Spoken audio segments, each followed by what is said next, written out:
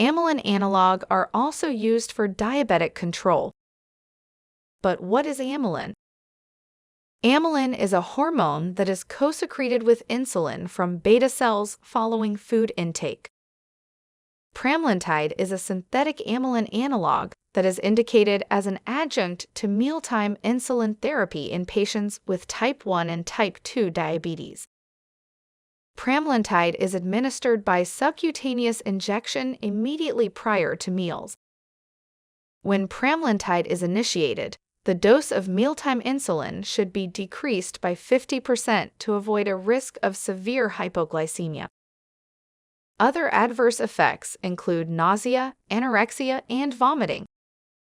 Pramlintide may not be mixed in the same syringe with insulin, and it should be avoided in patients with diabetic gastroparesis, delayed stomach emptying, in hypersensitivity to cresol, or hypoglycemic unawareness.